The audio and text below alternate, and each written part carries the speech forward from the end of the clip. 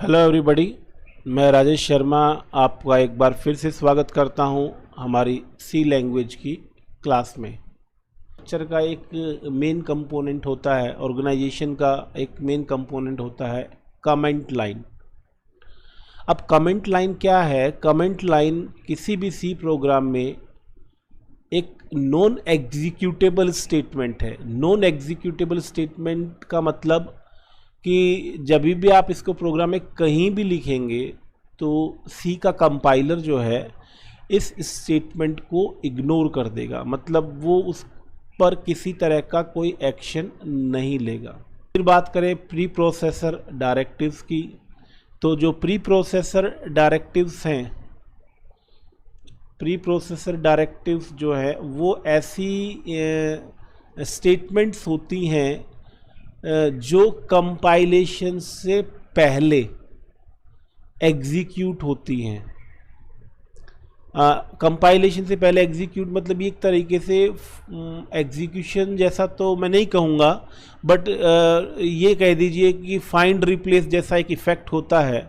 क्योंकि कई बार क्या होता है कि हमको हमारे प्रोग्राम के सोर्स कोड में किसी दूसरी फाइल का कोई कंटेंट या कोई ख़ास तरह का हमको कोई सिंबॉलिक कांस्टेंट जो है वो डिफ़ाइन करना है। मतलब कई तरह की इसमें जो है वो आपके इंस्ट्रक्शंस हैं, बट मेन बात ये है कि ये चीज़ें जो है वो कुछ ख़ास तरह की चीज़ों को प्रोग्राम में इंसर्ट करती हैं, जैसे हम फाइंड रिप्लेस में करते हैं। दूसरे सॉफ्टवेयर्स में देखते हैं कि एक पर्टिकुलर चीज़ है, उसकी जगह दूसरी चीज़ को रिप्लेस कर देते हैं हम।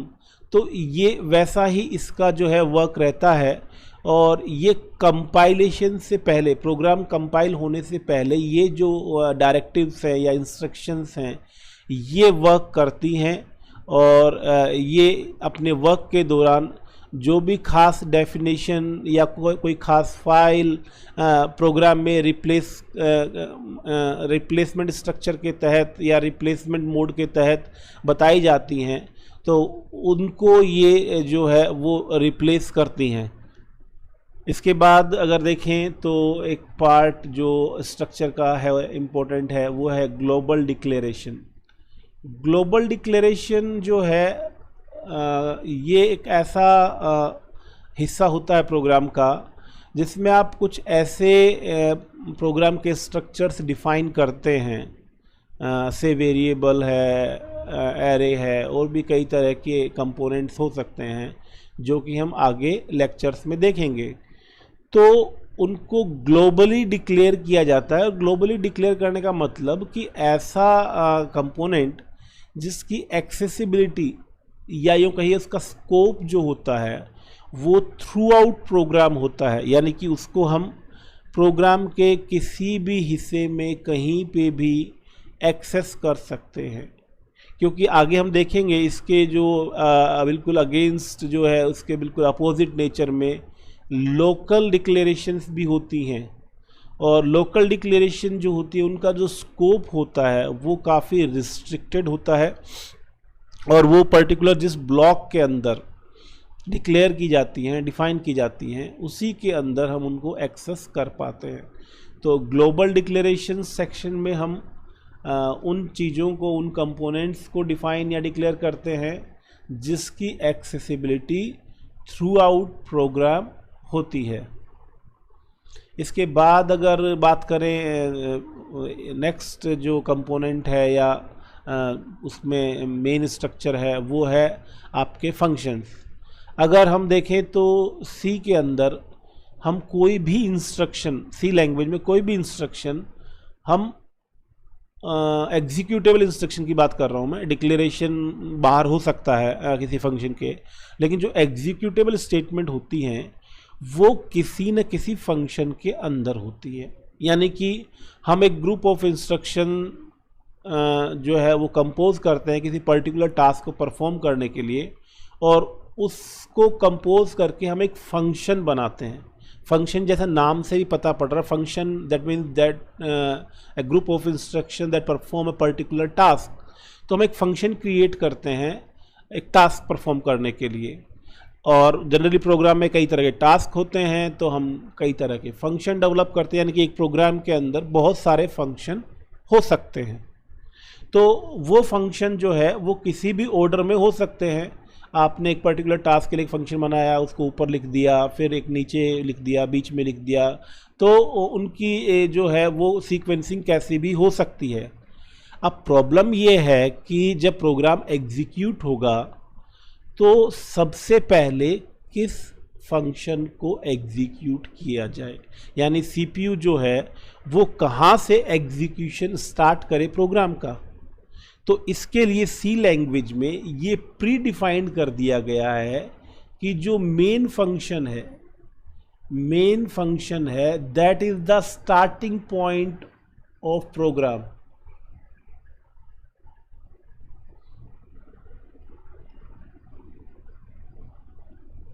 Starting point of any program, यानी कि एक तरीके से यूँ कह दीजिए कि ये एक ऐसा फंक्शन है जो हर प्रोग्राम के अंदर होगा, और भले कितने ही फंक्शन हो इसके अलावा एग्जीक्यूशन हमेशा मेन फंक्शन से ही स्टार्ट होगा, और जैसे ही मेन फंक्शन ओवर होगा यानी कि उसकी लास्ट इंस्ट्रक्शन या स्टेटमेंट एग्जीक्यूट होगी तो प्रोग्राम टर्मिनेट हो जाएगा।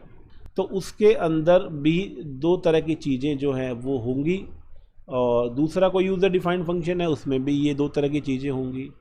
एक तो आप लोकल वेरिएबल जैसे मैंने ग्लोबल का ऊपर बताया कि ग्लोबल कंपोनेंट या ग्लोबल वेरिएबल जो कि थ्रू आउट प्रोग्राम कहीं भी एक्सेस हो सकते हैं, उनका स्कोप थ्रू आउट प्रोग्राम होता है। वैसे ही लोकल वेरिएबल्स या लोकल कंपोनेंट्स जो है उनका स्कोप केवल उसी फंक्शन तक रिस्ट्रिक्टेड होता है जिस फंक्शन में आप उसको लिखते हैं, उसको डिफाइन या डिक्लेयर करते हैं। जैसे मैंने कोई वेरिएबल जो है वो आपका मेन में बनाया, तो मैं उसको किसी दूसरे फंक्शन में अदर देन मेन उसमें यूज़ नहीं कर पाऊंगा, और ऐसा ही जो है वो किसी दूसरे फंक्शन में जो बनाया गया वेरिएबल या कोई कंपोनेंट है उसका इस्तेमाल मैं मेन में नहीं कर पाऊंगा। तो कुछ चीज़ें ऐसी होती हैं जो लोकली हमको अलग अलग मैनेज करनी होती हैं, और उनके सेपरेशन के लिए हम क्या करते हैं, उनको डिफ़ाइन करते हैं पर्टिकुलर ब्लॉक या पर्टिकुलर फंक्शन में। और कुछ चीज़ें ऐसी होती हैं जिनकी ज़रूरत या आवश्यकता हमको थ्रू आउट प्रोग्राम होती है, तो उसको हम ग्लोबल सेक्शन में डिफ़ाइन या डिक्लेयर करते हैं। तो नीचे यही चीज़ें जो है कंटेंट में आप देखेंगे, कमेंट लाइन उसके बारे में बताया है, प्री प्रोसेसर डायरेक्टिव्स क्या होती हैं उसके बारे में बताया है, ग्लोबल डिक्लेरेशन क्या है, मेन फंक्शन क्या है, ये सारी चीज़ें जो है वो आपकी बताई गई हैं। और देखिए एक छोटा सा एग्ज़ाम्पल भी जो है वो लिया गया है यहाँ पे, ये देखिए ये एक छोटा सा एग्ज़ाम्पल है प्रोग्राम का। जैसे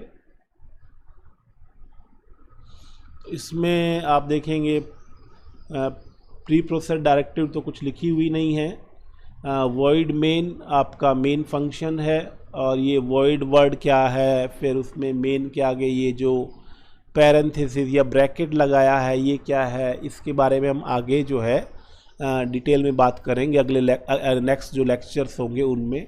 फिर नीचे आप देखेंगे कि ओपनिंग ब्रेस, फिर प्रिंट एफ लिखा हुआ है। प्रिंट एफ से शायद आप आइडिया लगा पा रहे होंगे कि प्रिंट एफ का मतलब ये कुछ मैसेज प्रिंट करने की बात कर रहा है। तो हाँ, प्रिंट एफ में जो भी हम मैसेज जो है लिखते हैं वो आपका स्क्रीन पे प्रोग्राम एग्जीक्यूशन के दौरान डिस्प्ले होता है।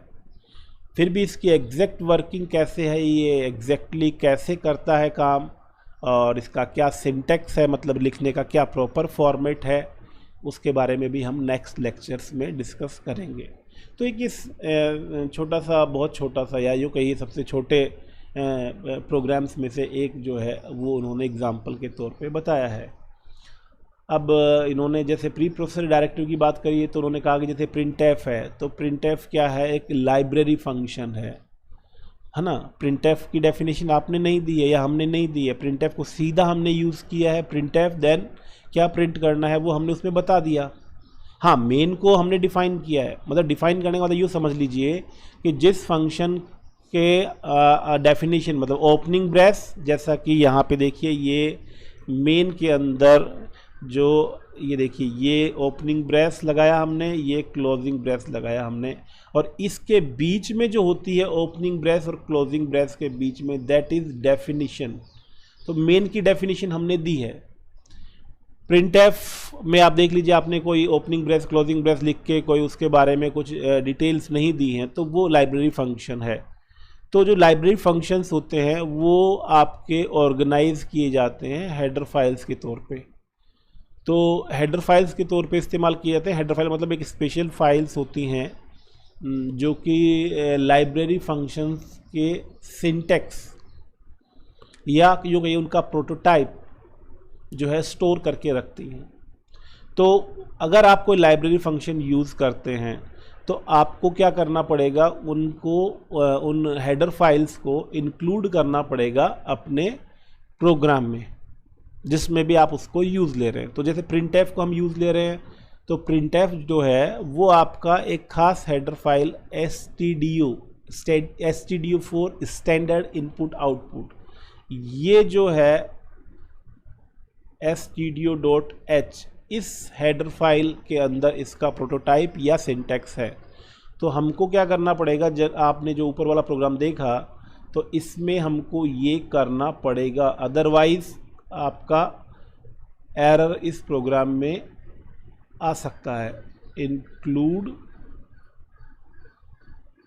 stdio.h, stdio for standard input output .h represent करता है हेडर फाइल को, और आगे जो हैश इंक्लूड है, इंक्लूड का मतलब जैसा समझ गए होंगे कि उस फाइल को यहाँ पे एक तरीके से इंपोर्ट करना है।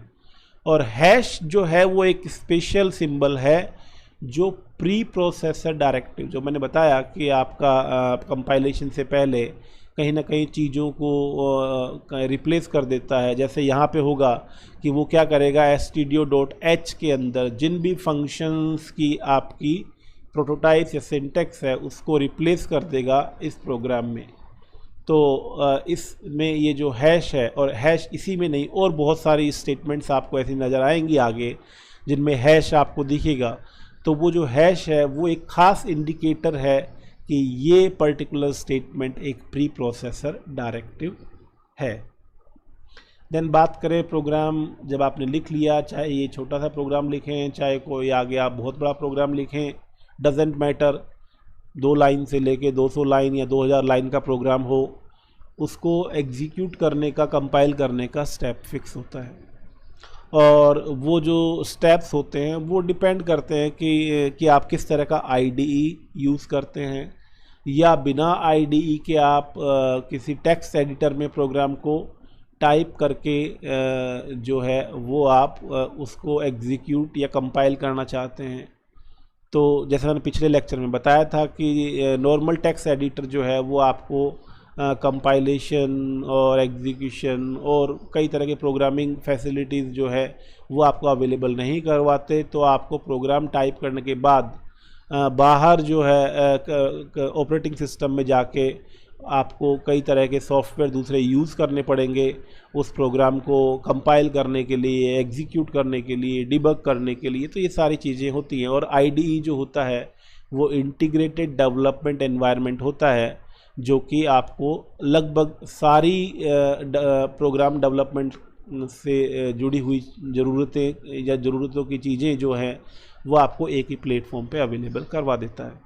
तो जैसा कि यहाँ पे बताया गया है कि आप किस तरीके से कंपाइल करेंगे, तो इन्होंने लाइनेक्स के रेस्पेक्ट में बताया है। मैं आपको एक IDE जो है वो टर्बो-C एक IDE है, उसके रेस्पेक्ट में बताऊँ तो टर्बो-C में सिंपली आप प्रोग्राम लिख दीजिए।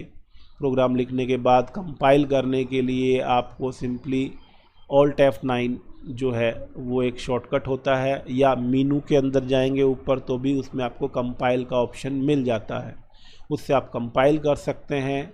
और आपको अगर प्रोग्राम रन करना है तो आप Ctrl F9 यूज़ कर सकते हैं। वैसे Ctrl F9 अगर आप यूज़ करेंगे तो एक अच्छी चीज़ ये है कि वो कंपाइल और एग्जीक्यूशन दोनों ही साथ कर देगा। तो ज़्यादातर लोग जो है वो कंट्रोल F9 यूज़ करते हैं। उससे प्रोग्राम कंपाइल भी हो जाता है, मतलब ट्रांसलेट भी हो जाता है लो लेवल कोड में, मशीन लैंग्वेज में, और हाथों हाथ वो उसके बाद कंपाइलेशन के बाद एग्जीक्यूट भी हो जाता है।